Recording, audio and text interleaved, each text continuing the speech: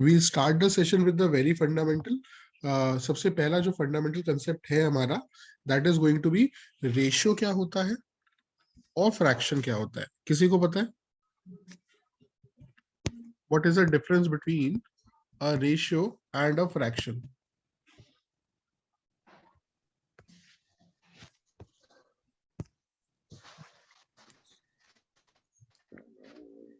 Sir ratio बोलिए.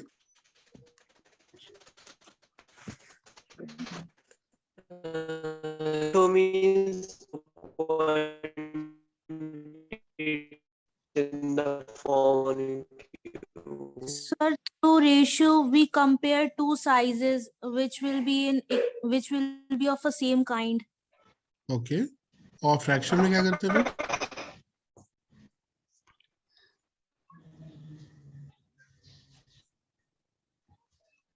फिर fraction में क्या Sir, करते हैं? it is also a kind of ratio we used to means हम उनको एक फ्रैक्शन के फॉर्म में लिखते हैं बट वो रेशियो ही होता है. अच्छा, चलो मैं थोड़ा सा एग्जांपल के साथ एक्सप्लेन करता हूँ कि what is the difference, and उसके बाद एक बार बताइएगा कि आपको, आप भी ये बोल रहे थे कुछ और बोल रहे थे, ठीक है? जैसे ये पर्टिकुलर एक केक है, ठीक है? उस केक को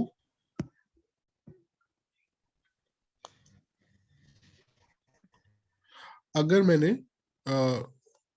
निशी को दिए मैंने 2 पार्ट्स, ठीक है, और अखिल को मैंने दिए 4 पार्ट्स, ठीक है? सो इस पर्टिकुलर कंडीशन में what is the ratio of the portion that was given to Nishi upon the portion that was given to Akhil?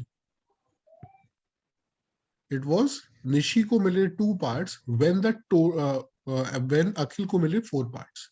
So this is the ratio in which I divided. ठीक है? तो ये fraction क्या हो जाएगा? इसी चीज में निशी का फ्रैक्शन क्या हो जाएगा? The fraction would be 2 parts were given to Nishi when the total parts were 2 plus 4. ठीक है? So fraction में होता है the portion that a person receives with respect to total. जब डिनोमिनेटर में टोटल आ जाए तो वो कहलाता है फ्रैक्शन. क्लियर? अभी थर्ड स्टूडेंट ने भी ज्वाइन किया है. मैं नो योर नेम बेटा, आपका नाम यहाँ पे दिख नहीं रहा है. Sir Pawan. Pawan. My name Pawan. Yes sir. Okay Pawan. तो अभी फ्रैक्शन जो है उसमें क्या होता है, हमेशा a part of something with respect to total ही होता है.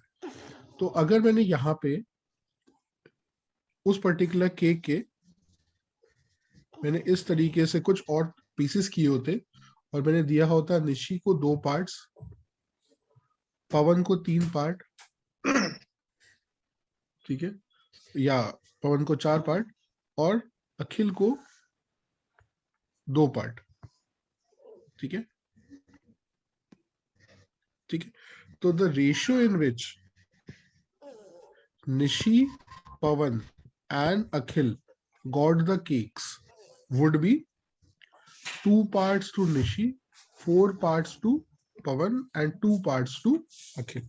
So the ratio would have been 2:4:2, और इसी को हम लोग 1:2:1 भी बोल सकते हैं, राइट? तो उसी चीज को अगर मेरे को एक्सप्लेन करना होता कि अब फ्रैक्शन के फॉर्म में, तो फ्रैक्शन के फॉर्म में होता Nishi would have got 2 parts if the total was 2 plus 4 plus 2, or 1 part if the total was 1 plus 2 plus 1. ठीक है, दोनों एक ही बात है, राइट? सिमिलरली मैं पवन का फ्रैक्शन भी निकाल सकता हूं. ये है फ्रैक्शन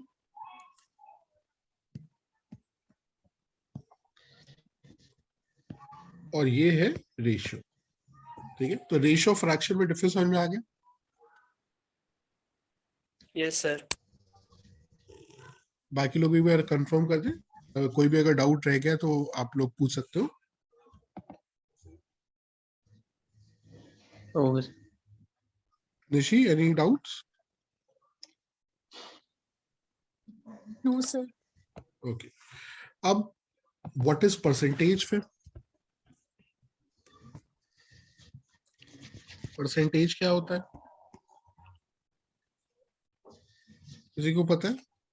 कोई बता सकता है?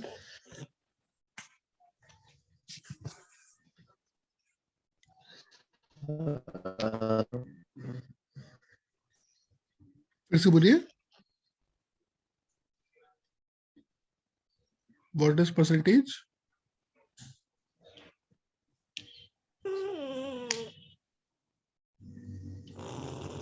Any term in the form of 100. Any term in the form of 100। ठीक है, यहाँ पर उसको थोड़ा सा अभी जितना पढ़ा है उसके रिलेशन में आपको बताता हूँ। Percentage is nothing but when a fraction gets multiplied by 100, तो जो बन जाता है वो कहलाता है आपका परसेंटेज। ठीक है, फॉर एग्जाम्पल अभी मेरे पास निशी, पवन और अखिल 3 स्टूडेंट्स थे। ठीक है, अब तीनों को, एक को मैंने अकाउंट्स का पेपर, एक को मैंने लॉ का पेपर, एक को मैंने इकोनॉमिक्स का पेपर दिया। निशी के आए 30 मार्क्स, पवन के आए 50 मार्क्स, अखिल के आए 20 मार्क्स। ठीक है, so who is the most intelligent one?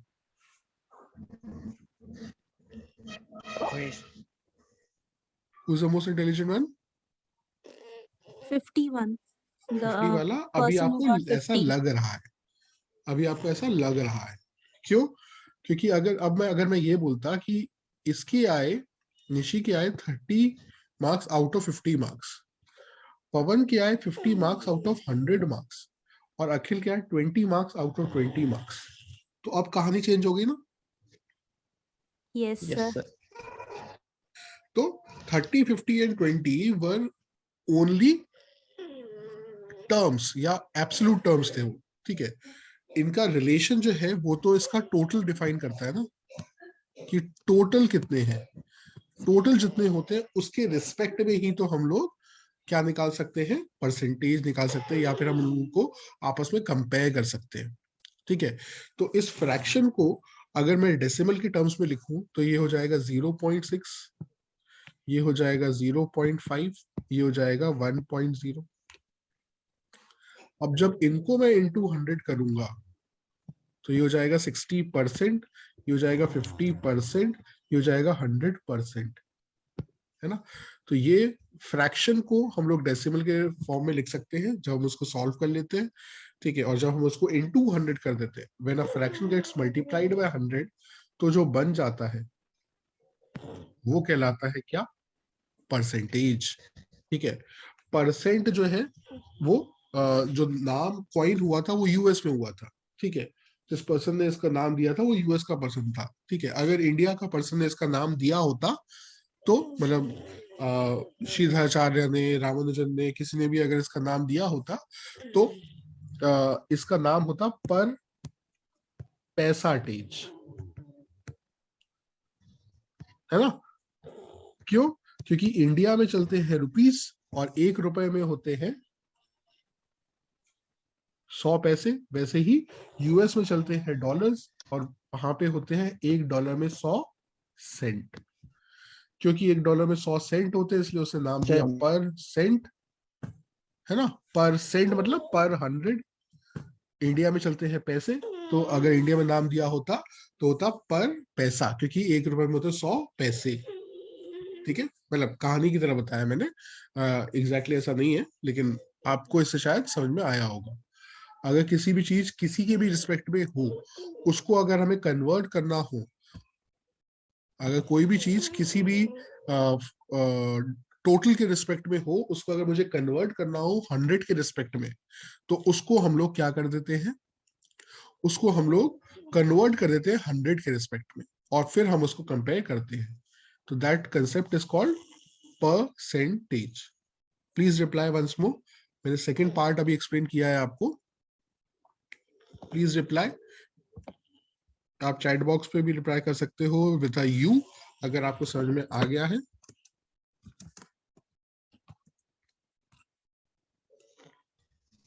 yes, और अगर there is any doubt so you can reply with a D.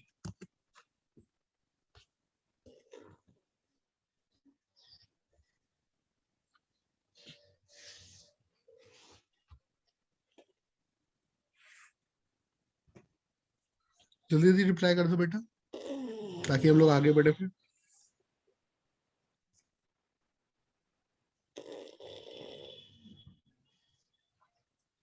Pawan, please reply.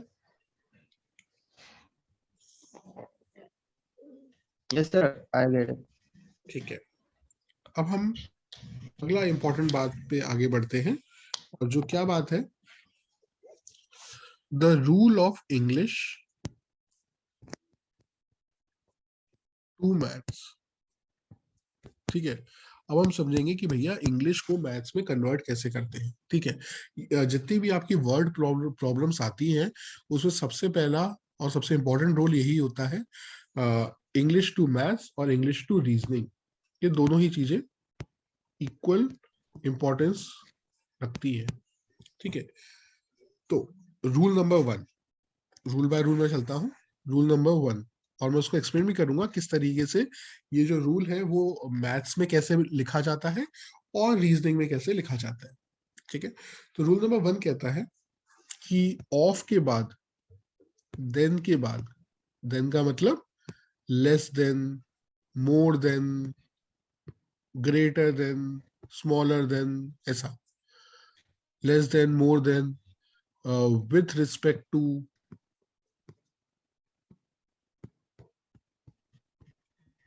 related to, by, from, जितने भी ऐसे वर्ड्स आते हैं, उसके जस्ट बाद में जो भी नाउन आएगा, उसके जस्ट बाद में जो भी नाउन आएगा, नाउन का मतलब क्या होता है? Any name, place, Please. Animal, thing, और एक और मैं जोड़ रहा हूं अपनी तरफ से, नंबर। ठीक है, ठीक है, तो इन वर्ड्स के बाद में जो भी नाउन आएगा, हम उसके रिस्पेक्ट में बात करेंगे। हम क्या करेंगे? हम उसके रिस्पेक्ट में बात करेंगे। ठीक है, और अगर फ्रैक्शन लेना होगा, अगर फ्रैक्शन लेना होगा तो हम बना देंगे उसको डिनोमिनेटर। ठीक है, मतलब उसको बना देंगे हम टोटल। ठीक है, सो जो भी नाउन आएगा, अगर हमें उसका फ्रैक्शन के फॉर्म में बात कर रहा होगा हो, तो इसका मतलब हम उसको बना देंगे अपना डिनोमिनेटर या टोटल। ठीक है, अगर हमें कहीं पे प्लेसमेंट करना होगा, प्लेस या अरेंजमेंट करना होगा, ठीक है, अगर हम उसको प्लेस करना होगा या अरेंज करना होगा, तो हम क्या करेंगे? उसको पहले प्लेस करेंगे,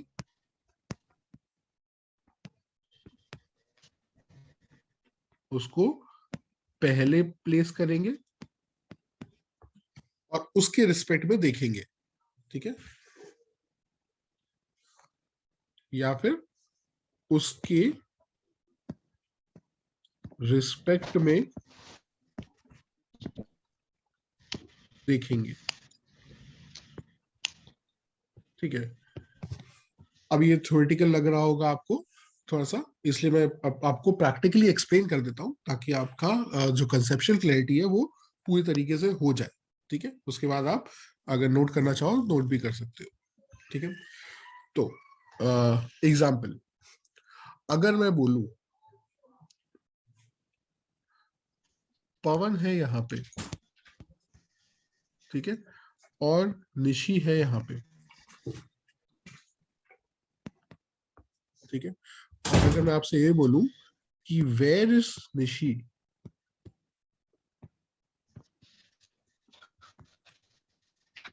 विथ रिस्पेक्ट टू पवन, ठीक है, ठीक है। उसको एक्सप्लेन करने के लिए जो 4 मेजर डायरेक्शंस होते हैं, जो आपका रीजनिंग भी मैं पढ़ाऊंगा आपको, तो रीजनिंग में सबसे पहला चैप्टर डायरेक्शन सेंस ही है, ठीक है। उसके रिस्पेक्ट में मैं आपको ये वाला सेशन ले रहा हूं, जहां पे हम लोग ने मैथ्स और रीजनिंग दोनों को इंट्रोड्यूस कर रहा हूं मैं आपके लिए, ठीक है। सो नॉर्थ, साउथ, वेस्ट और ईस्ट, ये 4 मेजर डायरेक्शंस होते हैं। इसको याद रखने का तरीका होता है, जो लोग ईस्ट और वेस्ट में कंफ्यूज हो जाते हैं, we write from north to south. जब आप लोग नोट्स बना रहे हो तो आप किस तरीके से लिख रहे हो? लेफ्ट टू राइट लिख रहे हो, मतलब वेस्ट टू ईस्ट लिखते हो आप, और नॉर्थ टू साउथ लिखते हो। ऊपर से नीचे लिखते हो, लेफ्ट टू राइट लिखते हो। लेफ्ट टू राइट मतलब हो गया वी, ठीक है। तो अब बताइए मेरे को जरा इसका आंसर।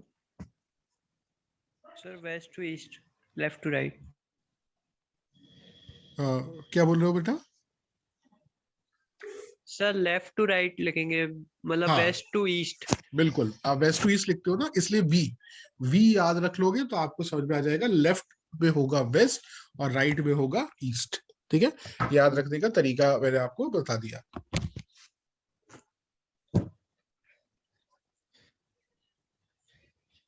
ठीक है। तो जब ये 4 डायरेक्शन होते हैं, उनके बीचों बीच होते हैं उनके रिलेटिव डायरेक्शंस। मतलब नॉर्थ और ईस्ट के बीच में होता है नॉर्थ ईस्ट, साउथ और ईस्ट के बीच में होता है साउथ ईस्ट, साउथ और वेस्ट के बीच में होता है साउथ वेस्ट, और नॉर्थ और वेस्ट के बीच में होता है नॉर्थ वेस्ट। तो ये होते हैं 4 मेजर डायरेक्शन, 4 रिलेटिव डायरेक्शंस, ठीक है। तो जब ये क्वेश्चन आया तो मैंने क्या देखा, where is Dishi with respect to Pawan. With respect to के बाद जो नाउन आया वो है पवन। तो मैं पवन के ऊपर बैठूंगा और देखूंगा दिशी को, ठीक है। मैं पवन को अपनी जगह पे रखूंगा और मैं देखूंगा दिशी को, क्योंकि विथ रिस्पेक्ट टू के बाद पवन आया है, ठीक है। तो उसको हम पहले प्लेस करेंगे, ठीक है, या उसके रिस्पेक्ट में देखेंगे। तो मैं पवन के रिस्पेक्ट में देखूंगा दिशी को, तो वो कौन सा डायरेक्शन हो जाएगा? साउथ और ईस्ट के बीच में हो जाएगा ना। So the answer would be south east. समझ में आया बेटा? Yes, sir. ठीक है, ये है पहला यूज, ठीक है। पहला तरीका जिससे मैंने आपको एक्सप्लेन किया about what is direction sense में ये पर्टिकुलर चैप्टर का यूज, या ये पर्टिकुलर रूल का यूज, रूल नंबर 1 का यूज किस तरीके से हम डायरेक्शन सेंस में कर सकते हैं, वो मैंने आपको एक्सप्लेन किया। सेकंड यूज, अगर मैं बोलूं कि शाहरुख खान की वाइफ का नाम है गौरी खान, ठीक है, जिनका बेटे का नाम है आर्यन खान, ठीक है। अब अगर मैं आपसे ये पूछूं, Aryan is related to Gauri as, ठीक है, ठीक है। तो यहां पे आपको फिल द ब्लैंक्स का आंसर देना है, ठीक है। ऑप्शन ए बोलता है सन, ऑप्शन बी बोलता है मदर। इनमें से कौन सा सही होगा?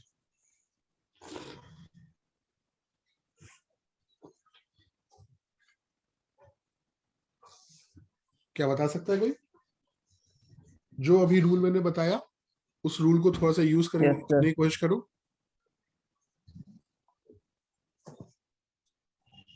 Yes sir. क्या आंसर होगा बेटा? सन। Sun.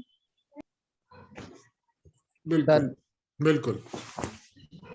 रेटेड 2 के बाद, रेटेड 2 के बाद आई गौरी, तो हम गौरी से पूछेंगे कि भैया आर्यन को क्या बोलोगे, तो वो उसको सन बुलाएगी, ठीक है, राइट। तो मैंने ऐसा एग्जांपल लिया जिसके बारे में आपको ऑलरेडी पता था, तो आपको अगर ब्लड रिलेशन नहीं भी पढ़ा आपने तो भी आपको, और ये साइन वगैरह भी आपको नहीं आते तो भी कोई रॉकेट साइंस नहीं था आपके लिए, है ना। तो मैंने आपको इस रूल का यूज सिखाया यहाँ पे, ठीक है। ये दूसरा चैप्टर है आपका, जो आपका किस में आता है, रीजनिंग में आएगा, ठीक है, ब्लड रिलेशंस, ठीक है। अगला चैप्टर, अगला चैप्टर जो है आपका अरेंजमेंट, ठीक है, उसका उसका भी यूज मैं इसी रूल के थ्रू आपको एक्सप्लेन करता हूं, ठीक है। अगर मैं बोलूं A is 3 places to the left of B, ठीक है, A is 3 places to the left of B, इसको कैसे आप प्लेस करोगे? तो सबसे पहले आप किसको प्लेस करोगे, ए को प्लेस करोगे या बी को प्लेस करोगे, ये बता दो बस। सब बी। वेरी गुड, क्योंकि लेफ्ट ऑफ के बाद में बी आया, इसलिए मैं पहले प्लेस करूंगा बी को, और उसके लेफ्ट में देखूंगा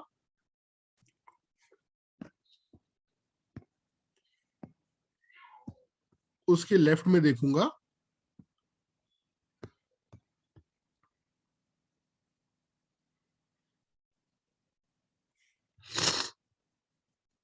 और रखूंगा ए को, ठीक है। एज्यूमिंग जब भी मेंशन नहीं होता तो हम एज्यूम कर लेते हैं कि the person is north facing, मतलब सब लोग ऊपर की तरफ देख रहे हैं, तो जो आपके हिसाब से लेफ्ट है वही उसका भी लेफ्ट है, ठीक है। अब जरा बता दो ऑप्शन ए, ऑप्शन बी और ऑप्शन सी में से कौन सा सही है?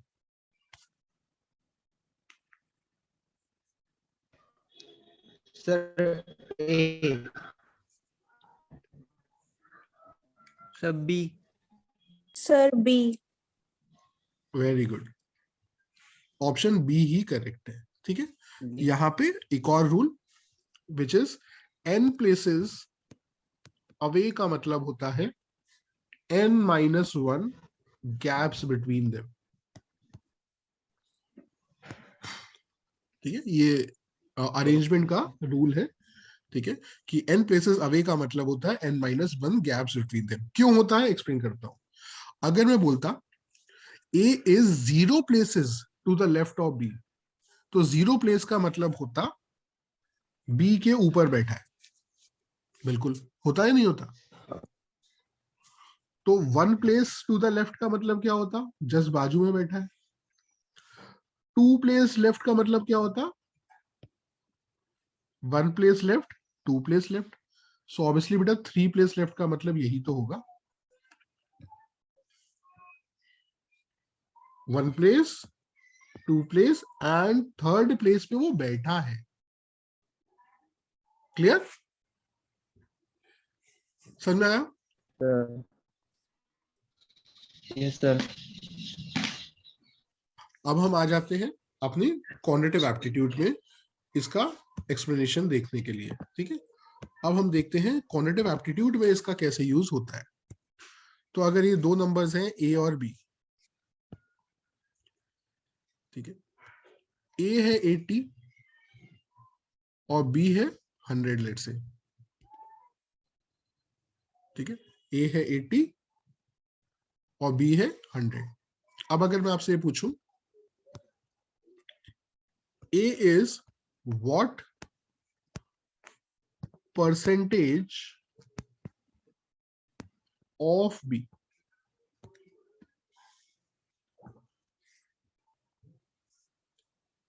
A is what percentage of B, क्या आंसर होगा इसका?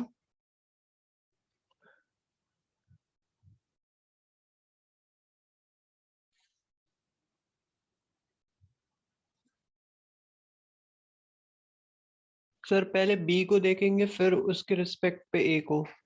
बिल्कुल, यहाँ पे जो मैंने रूल बताया था आपको क्या था बेटा, अगर फ्रैक्शन की बात हो रही है, अब यहाँ पे ये वाले सिनेरियो की बात हो जाएगी, और जो अभी तक आपने पढ़ा उसका यूज भी आपको नजर आएगा, ठीक है। तो अगर फ्रैक्शन की बात हो रही है तो उसको हम रख देंगे डिनोमिनेटर में, मतलब उसको हम मान लेंगे टोटल, और फ्रैक्शन में टोटल कहाँ रखते हैं, नीचे रखते हैं ना। तो क्योंकि ऑफ के बाद बी आया तो हम बी को रखेंगे डिनोमिनेटर में, और बी को किससे कंपेयर किया जा रहा है? ए से। ए से कंपेयर किया जा रहा है, तो न्यूमरेटर में रख देंगे ए। और क्योंकि परसेंटेज की बात हो रही है, अगर फ्रैक्शन की बात हो रही है, अगर वो ये बोलता A is what fraction of B, तो हमारा आंसर होता ये। क्योंकि वो परसेंटेज की बात कर रहा है, तो हमारा आंसर होगा फ्रैक्शन मल्टीप्लाइड बाय 100। ये समझ में आया?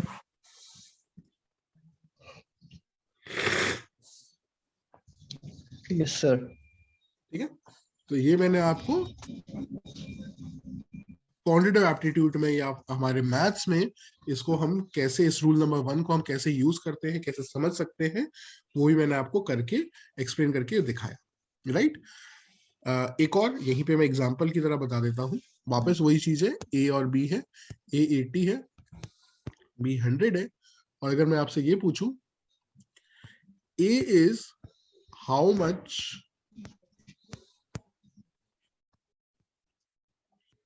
Less than B,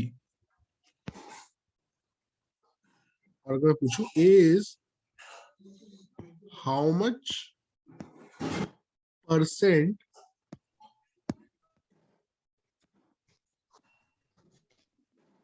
less than B, या अभी उल्टा कर देते हैं,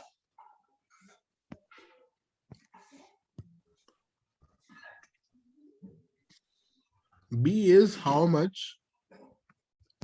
more than A and B is how much percent more than A। बताइए इसके क्या क्या आंसर्स होंगे?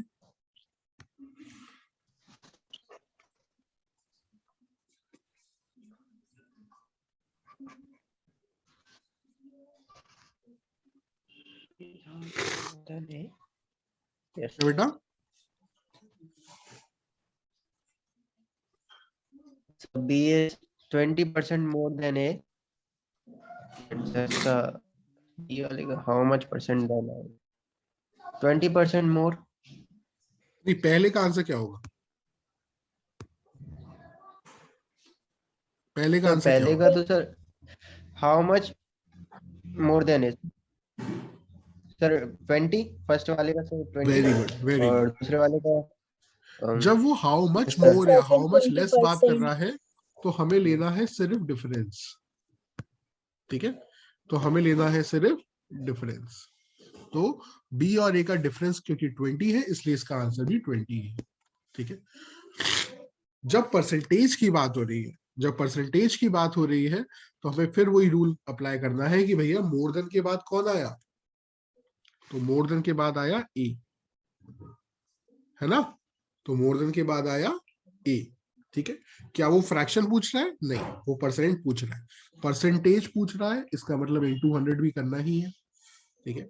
अब जरा ये बता दीजिए बस कि ए को किससे कंपेयर किया जा रहा है? क्या बी से कंपेयर किया जा रहा है? बी। नहीं बेटा, बी से कंपेयर नहीं कर रहा है। बी से कंपेयर तब करता जब वो ये बोलता B is what percentage of A, जब वो ये बोलता B is what percentage of A, तब हम बोलते वो बी से कंपेयर कर रहा है। अभी जब वो ये पूछ रहा है हाउ मच मोर, इसका मतलब वो ए और बी के डिफरेंस को कंपेयर कर रहा है, ठीक है। तो ये अगला लेसन आपके लिए कि जब भी how much more, how much less, ठीक है, ऐसी बातें होती हैं, तो न्यूमरेटर में रखा जाता है डिफरेंस, ना कि उनकी एब्सोल्यूट वैल्यू, ठीक है। ये समझ में आ गया?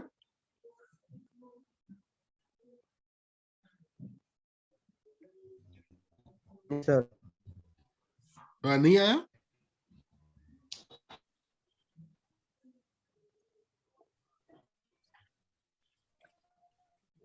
बोलो बेटा, अगर समझ में नहीं आया मैं दोबारा एक्सप्लेन कर सकता हूँ। यस सर, आ गया सर समझ। ठीक है, गुड गुड गुड, ठीक है। तो ये था हमारा रूल नंबर 1, और उसके बेसिस पे हम जो जो सब चीजें समझ सकते थे हमने वो, और उसका इम्प्लीमेंटेशन कर सकते थे, उसके थ्रू मैंने आपको introduction to direction sense, introduction to blood relations, ठीक है, इंट्रोडक्शन टू अरेंजमेंट, हम पूरा पूरा चैप्टर पढ़ेंगे, लेकिन अभी 3 चैप्टर्स ऑफ रीजनिंग और 1 चैप्टर ऑफ हमारा क्वांट मैंने आपको एक्सप्लेन करके बताया रूल नंबर 1 के थ्रू। ठीक है, अब आ जाते हैं हम रूल नंबर 2। ठीक है, अब हम आ जाते हैं रूल नंबर 2। रूल नंबर 2 क्या बोलता है? रूल नंबर 2 है कंजंक्शंस रूल। कंजंक्शन क्या होता है?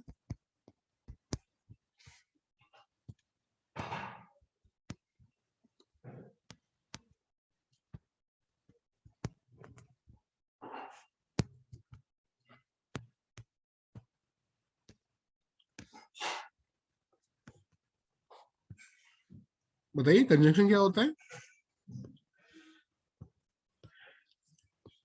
एडिंग। दो सेंटेंस को जोड़ने का जो काम करता है उसको हम बोलते हैं कंजंक्शन, है ना?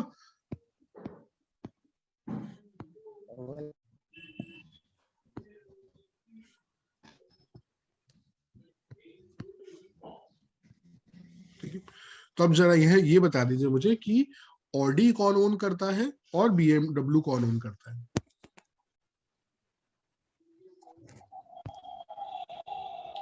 इस सेंटेंस को पढ़िए और उसके थ्रू मेरे को बताइए कि भैया ऑडी कौन ओन करता है और बीएमडब्ल्यू कौन ओन करता है?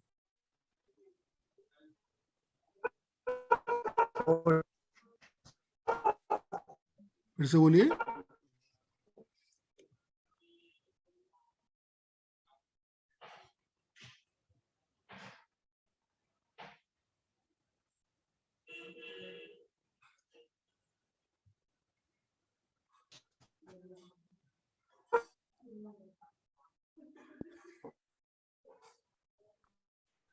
बोलिए बोलिए।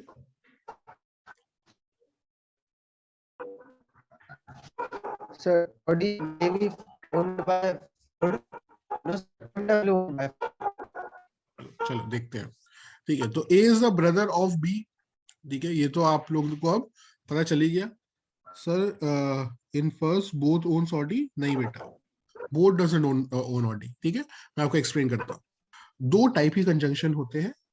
एक है ये सीक्वेंस ऑफ कंजंक्शन, ठीक है, जहां पे आता है एंड, बट, एज, हाउएवर। ठीक है, ये हमारे पहले सीक्वेंस ऑफ कंजंक्शन होते हैं। दूसरे सीक्वेंस ऑफ कंजंक्शन होते हैं हु, विच, whom, whose। ठीक है, ये दोनों ही पेयर ऑफ कंजंक्शंस के पहले दो नाउन्स यूज होते हैं। एक ये है फर्स्ट नाउन, ये है सेकंड नाउन। ठीक है, दोनों के ही पहले दो नाउन्स यूज होते हैं, first and second noun.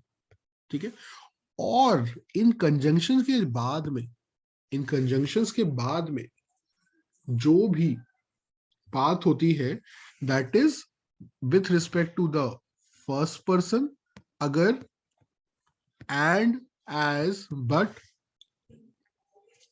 However use हो रहा है, उसके बाद जो भी बात होगी वो होगी फर्स्ट पर्सन के रिस्पेक्ट में। और अगर हु, विच, हुम, हुज यूज हो रहा है तो जो भी बात होगी वो होगी सेकंड पर्सन के रिस्पेक्ट में। मतलब अगर इस फर्स्ट स्टेटमेंट को मेरे को दो पार्ट्स में ब्रेक करना होता, ठीक है, तो वो क्या होती? A is the brother of B, full stop, A owns an Audi. क्योंकि एंड के बाद जो भी बात होती है that is with respect to the first person, और जो कि यहाँ पे कौन है? ए है। ठीक है, so A owns an Audi. A is the brother of B who owns a BMW. ठीक है, इसका मतलब क्योंकि हु वर्ड यूज हुआ है, हु कंजंक्शन यूज हुआ है, इसलिए इसके बाद जो भी बात होगी that would be with respect to the second person, और यहाँ पे सेकेंड पर्सन कौन है? बी है। ठीक है, so this is the next rule जो मेरे को आपको यहाँ पे एक्सप्लेन करना था। ठीक है, अब जरा बता दीजिए एक बार लिख के कि अगर कोई डाउट है तो reply with a U if you have understood, then reply with a U if you still have any doubt. कोई क्वेश्चन है आपका अगर, तो प्लीज आस्क।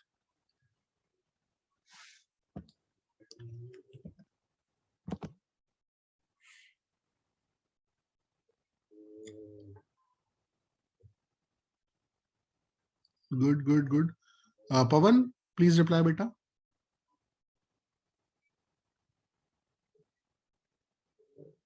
Okay good.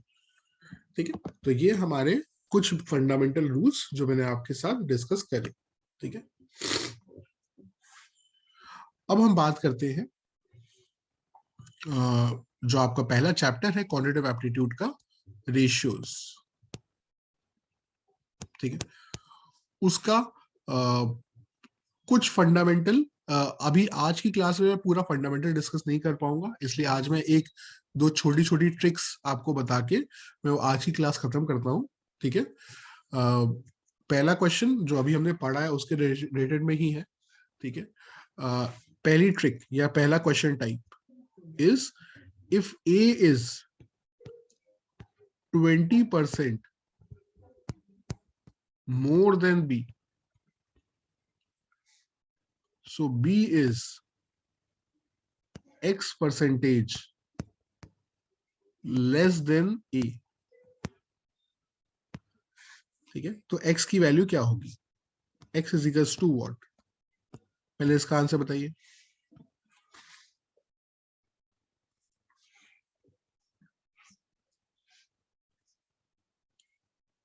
इसकी वैल्यू, X की वैल्यू क्या होगी?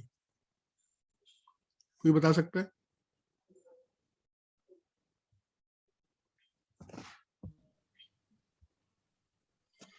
X की वैल्यू भी 20% होगी. नहीं बेटा, नो.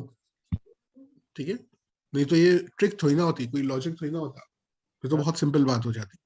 देखो, डिफरेंस और डिफरेंस परसेंटेज में दो अलग अलग बातें होती है. अगर मैं ये बोलता A is 20 more than B, तो बिल्कुल लॉजिकल बात है कि B is 20 less than A. ठीक है, लेकिन यहां पे ये यूज नहीं होगा. ठीक है, अभी मैं इसका पूरा कंसेप्ट नहीं बताऊंगा, अभी मैं सिर्फ ट्रिक बताऊंगा आपको. ठीक है, अब सबसे पहले मैं ये बात बताइए कि परसेंटेज को कैसे लिखते हैं, 20% को कैसे लिखते हैं. उसको लिखने का तरीका होता है 20%. परसेंट का मतलब हो जाएगा पर 100, है ना. सो 20% को लिखने का तरीका होता है 20/100. मोर अगर लिखा हुआ है तो यहां पे लगाओ प्लस का साइन, तो यहां पे लगाओ प्लस का साइन. ठीक है, जो न्यूमरेटर में लिखा है वो कॉपी पेस्ट कर दो इसके न्यूमरेटर में. और क्योंकि अगर प्लस का साइन लगा है, अगर प्लस का साइन लगा है तो डिनोमिनेटर में कर दीजिए न्यूमरेटर और डिनोमिनेटर का एडिशन. इन दोनों का एडिशन कितना हो जाएगा? 120. ठीक है, and this would be your answer. This would be your answer with respect to, जब हम फ्रैक्शन की बात कर रहे हैं तो 20/120 होगा, क्योंकि परसेंटेज की बात कर रहे हैं तो into 100 भी करना पड़ेगा. So the actual answer would be 20/120, मतलब 1/6 into 100. 1/6 into 100 का मतलब क्या हो जाएगा? 16.66. So x की वैल्यू 16.66 आएगी. ठीक है, ये पहला ट्रिक है इस पर्टिकुलर क्वेश्चन को एक्सप्लेन करने के लिए. ठीक है, अब एक क्वेश्चन का आंसर आप मुझे दो. If A is 25% less than B, so B is Y% more than A. अगर आपको ये लॉजिक समझ में आ गया होगा, ये ट्रिक समझ में आ गई होगी, तो इसका आंसर आप दे पाओगे. बताइए. Sir 25/75 into 100. 25% को लिखेंगे 25/100. लेस लिखा हुआ है बाजू में तो लगाएंगे माइनस का साइन. जो न्यूमरेटर में लिखा है वो यहाँ पे कॉपी पेस्ट कर देंगे, और क्योंकि माइनस का साइन लगा है इसलिए हम दोनों का डिफरेंस ले लेंगे. सो 100 और 25 का डिफरेंस हो जाएगा 75. 25/75 हो जाएगा हमारी फ्रैक्शनल वैल्यू, और जब हम इसको into 100 कर देंगे तो वो आ जाएगी मेरी परसेंटेज वैल्यू. बिल्कुल सही बताया आपने. So 1/3, which would be equal to 33.33%. ठीक है, and that is the correct answer. ठीक है, तो मेरे ख्याल से ये ट्रिक आप सभी लोग को समझ में आई होगी. Please reply in the chat box. कोई doubt? If you have understood reply with you.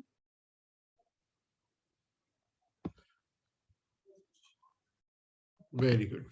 ठीक है, तो ये पहली ट्रिक थी. दूसरी trick, if it is written as 2a is equals to 3b is equals to 5c. ठीक है, और आपसे पूछा जाए भैया a ratio b ratio c बताओ. ठीक है, वर्ड्स के फॉर्मेट में कैसा लिखा जाएगा? If the double of what a gets is the same as the triple of what b gets is the same as 5 times of what c gets. So find the ratio of a ratio b ratio c.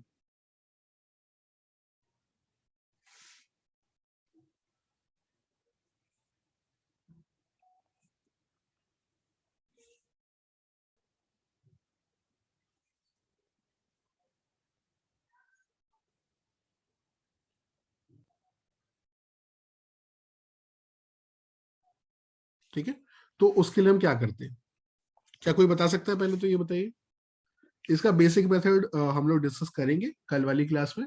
आज हम लोग इसका सिर्फ trick discuss कर रहे हैं. ठीक है, इसका ट्रिक कहता है रेशियो का साइन 2 बार लगेगा, 3 यहाँ पे प्लेसेस आएंगी, है ना. तो जब आपको a के करस्पॉन्डिंग वाली वैल्यू निकालनी है, तो a की करस्पॉन्डिंग वाली वैल्यू निकालनी है, तो उसको छुपाओ, बाकी दोनों को आपस में मल्टीप्लाई कर दो. ठीक है, बाकी दोनों को जब आपने आपस में मल्टीप्लाई किया तो क्या आ गया? 3 into 5 कितना हो जाएगा? 15. वो लिख दो एक ही जगह.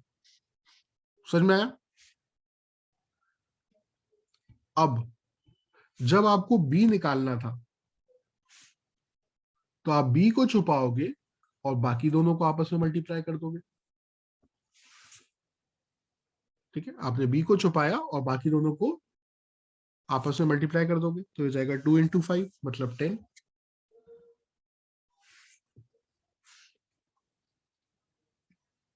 है ना. और जब आपको c चाहिए तो आप c को छुपाओगे, बाकी दोनों को आपस में मल्टीप्लाई कर दोगे, तो हो जाएगा 3 2 6. ठीक है, सो ये आ जाएगा आपका a ratio b ratio c की वैल्यू.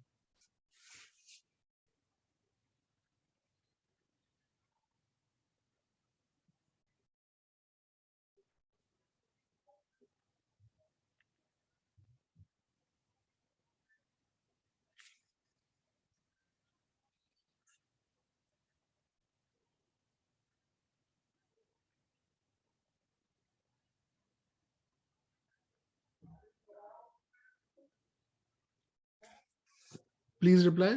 अगर ये कंसेप्ट क्लियर नहीं हुआ है तो आप पूछ सकते हो.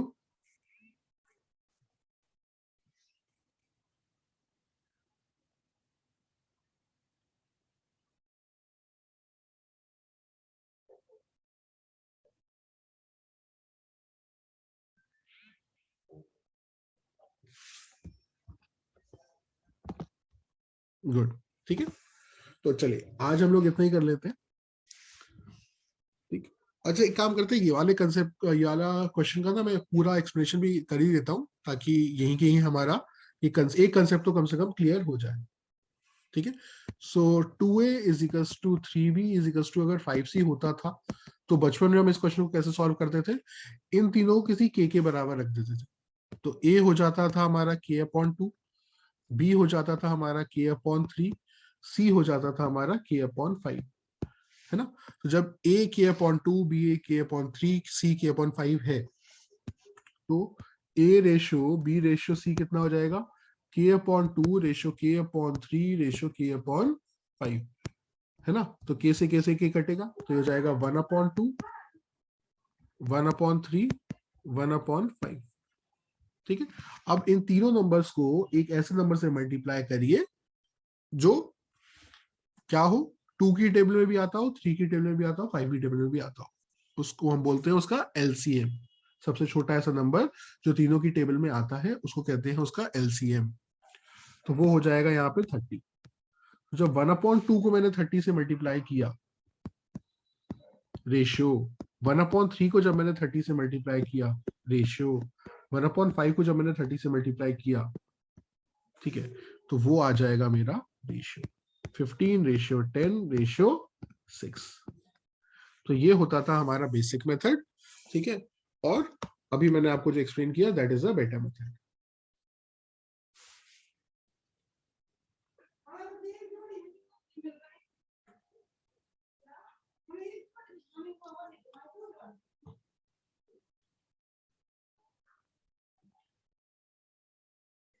ठीक है, सो प्लीज रिप्लाई। अब बताइए, अब ये कंसेप्ट का फंडामेंटल किस तरीके से था वो भी आपको समझ में आ गया। ट्रिक मैंने आपको पहले एक्सप्लेन करी, फिर मैंने आपको एक्सप्लेन किया उसका बेसिक लॉजिक।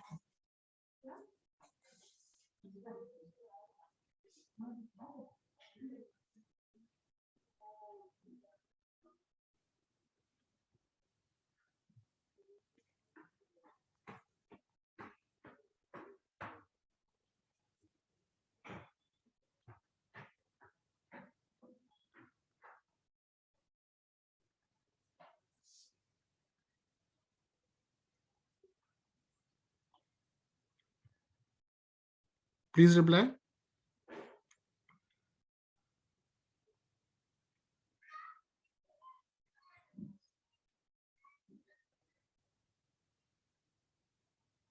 ओके परफेक्ट, ठीक है।